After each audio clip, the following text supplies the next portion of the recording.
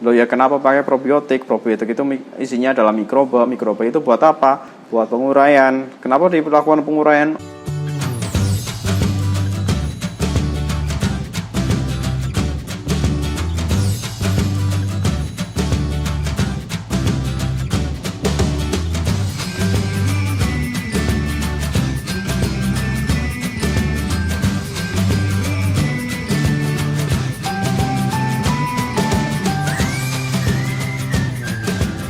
Baik, Assalamualaikum warahmatullahi wabarakatuh.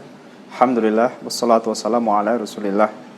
Tentu tidak ada kata yang lebih bijak, tidak ada kata yang lebih pantas untuk mengawali perjumpaan kita pada kesempatan kali ini kecuali puja dan puji syukur kehadirat Allah Subhanahu wa taala, kemudian salawat serta salam kepada junjungan kita Nabi Muhammad sallallahu alaihi wasallam. Baik adik-adik sekalian, kali ini kita akan belajar tentang penanganan limbah ternak.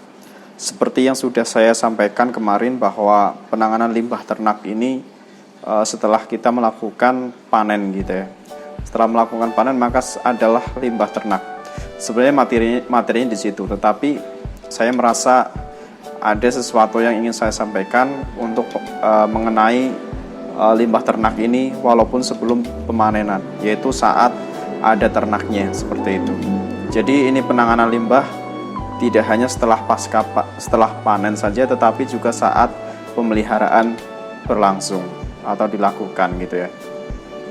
Baik, jadi begini, sebelum kita belajar ke materinya, kita harus tahu dulu kenapa kita perlu melakukan pengelolaan, kenapa kita perlu melakukan penanganan gitu ya. Padahal dibiarin aja udah, kita sudah nyiapin sekam di situ gitu. Ternyata enggak kayak gitu. Ternyata limbah ternak ini, kotoran ternak ini ketika dibiarkan itu menimbulkan gas-gas yang tidak diperlukan, gas-gas yang justru berbahaya untuk ternaknya dan juga manusia. Contoh seperti amonia, kemudian nitrat, nitrit, kemudian sulfida gitu ya. Jadi di situ memang menimbulkan bau yang terhirup langsung oleh ternak jika memang dibiarkan seperti itu saja.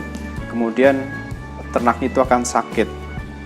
Ketika sakit maka produktivitas akan menurun. Sebenarnya itu yang menjadi background, yang menjadi latar belakang kenapa kita perlu melakukan penanganan. Kira-kira seperti itu. Kemudian selanjutnya, penanganan ini sebenarnya sangat simpel. Ketika ternak berlangsung, karena ini adalah ternak unggas pedaging, jadi saya akan sempitkan kepada ternak unggas pedaging, walaupun nanti mungkin akan saya sisipkan sedikit tentang ternak yang lainnya. Untuk unggas pedaging maka ada dua macam, ada dua tipe, yaitu tipe kandang terbuka, kandang tertutup. Itu yang memang harus kita hafal di luar kepala gitu ya. Untuk yang kandang terbuka maka kita tahu di situ adalah sistemnya panggung, di situ tidak full sampai akhir pemeliharaan, ada sekam di lantainya, maka sekamnya hanya sampai dengan ayamnya sudah cukup ketika dia akan memijak lantai slab. Yang menjadi ukuran adalah ayamnya sudah mampu dan sudah merasa nyaman ketika dia berada di lantai slab. Ukurannya itu. Dan dia nyaman ketika suhu di malam hari terutama, karena cenderung suhunya akan lebih dingin daripada suhu ketika masih ada sekamnya. Maka sebelum dilakukan penurunan sekam, kita harus melakukan perlakuan terlebih dahulu. Ada 3 macam perlakuan yang biasa digunakan ataupun dilakukan oleh peternak. Pertama adalah ditabur, kemudian yang kedua adalah dibalik, yang ketiga adalah disisir. Yang pertama ditabur adalah ketika sudah menabur sekam, beberapa hari kemudian terasa sudah sedikit basah gitu ya, maka ditabur ulang, jret, di atasnya ditumpuk lagi, jret. Itu sistem tabur. Kemudian sistem yang kedua adalah dengan melakukan pembalikan. Jadi pembalikan ini dilakukan dengan kaki saja ataupun dengan alat bisa. Kaki itu kita memakai sepatu bisa ataupun sendal juga bisa. Tetapi saya rekomendasikan pakai sepatu karena itu akan lebih aman bagi kita supaya tidak terkena langsung dengan kotorannya. Yaitu dengan berjalan saja di atas lantai kemudian sambil membalik sekamnya gitu dengan kaki, dan itu dilakukan di seluruh luasan kandangnya. Kemudian sistem yang ketiga adalah dengan mengambil sekamnya yang sudah basah, kemudian ditabur ulang pada bagian yang sudah diambil tadi. Dari 3 sistem tadi, saya paling rekomendasikan sistem yang kedua, yaitu dengan cara pembalikan sekam. Loh ya, kenapa? Karena dengan sistem pembalikan sekam setiap hari di pagi hari sekitar jam 7 jam 8 ketika matahari sudah menerangi kandang gitu ya, sudah mulai agak sedikit panas, itu adalah waktu yang paling baik untuk membalik sekam. Kemudian dilakukan pembukaan tirai juga untuk kandang open, dan untuk kandang close juga sama sebenarnya, yaitu dengan menambah kipas saja. Karena ketika kita membalik sekam maka keluarlah gas-gas tadi, yaitu amonia dan sebagainya. Sebenarnya tujuan dari pembalikan sekam yaitu untuk mengeluarkan gas-gas tadi gitu loh, supaya tidak tertimbun di dalam. Karena apa? Karena ketika ditimbun maka dia akan di situ terus dan akan berbahaya untuk ayamnya, dan akan terhirup selama masih ada di situ gitu loh maksudnya. Terutama ketika lingkungan sedang lembab. Ketika lembab justru panas gitu. Yang dirasakan ayam itu justru panas. Ibarat kita tuh merasa panas tapi tidak mau berkeringat, itu adalah panas lembab gitu. Itu panas lembab. Jadi saya paling rekomendasinya yang kedua, yaitu dengan pembalikan. Karena apa? Karena di situ akan cenderung lebih kering. Jadi ketika sekam diangkat dengan tangan, kemudian kita lepas lagi, itu akan remah. Dia tidak menggumpal gitu. Itu adalah ciri-ciri sekam yang bagus. Oke, jadi penaburan pertama diharapkan sudah tebal 5-7 atau lebih justru. Tidak masalah, karena akan dibalik-balik terus setiap harinya. Itu yang paling efektif. Itu berlangsung sampai dengan masih bisa dibalik saja. Ketika masih bisa dibalik di umur 25, 28, it's okay. Ketika masih bisa dibalik di situ. Tetapi ketika di umur 18 sudah tidak bisa dibalik karena ayamnya sudah padat banget, ya sudah, tinggal ditabur saja gitu. Ditabur lagi di atasnya. Kira-kira seperti itu untuk penanganannya gitu ya. Kemudian selanjutnya terkait dengan pengelolaan ya.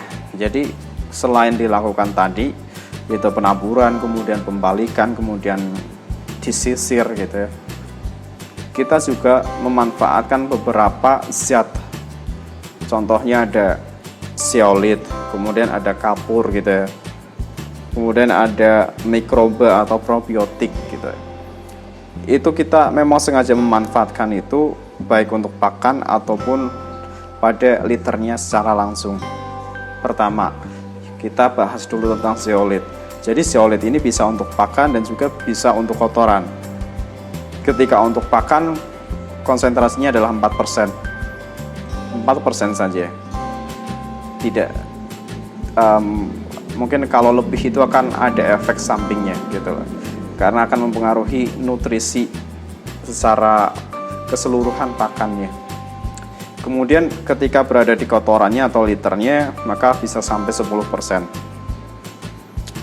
Sebenarnya zeolit ini adalah mineral gitu ya, mineral galian tambang yang fungsinya adalah mengurangi amonia, kemudian H2S atau hidrogen sulfida gitu ya.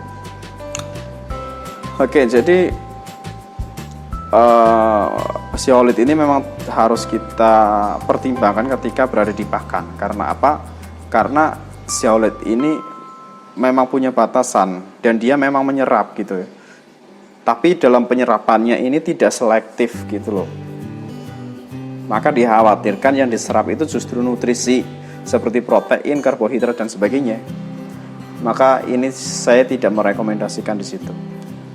Karena zeolit ini tidak selektif sifatnya itu yang pertama. Kemudian yang kedua, adalah kapur. Kapur ini biasanya yang digunakan adalah CaCO3 dan MgCO3. Oke, itu rumus kimianya gitu ya. Sebenarnya kapur ini memang biasa digunakan untuk penurunan kesadaran air. Tetapi ketika berada di kandang, kapur ini berfungsi untuk mengeringkan juga lantai gitu.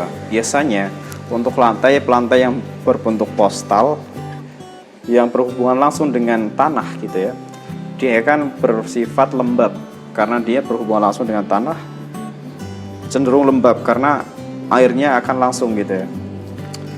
Biasanya juga ada yang merembes juga gitu ya. Maka di situ ditambahlah kapur di atasnya. Oke. Kapur ini berfungsi untuk satu mengeringkan, yang kedua adalah untuk membunuh bakteri-bakteri gitu loh. Karena sifat kapur di situ membunuh bakteri dan mengurangi bau. Itu sifat kapur sebenarnya. Kemudian yang ketiga adalah dengan mikroba gitu ya. Mikroba ini biasanya adalah dalam bentuk probiotik. Ini sudah ada dalam pasaran. Mungkin adik-adik sekalian sudah pernah menggunakannya gitu ya. Dengan probiotik ini yang dicampurkan dengan air kemudian disemprotkan kepada kotoran secara langsung.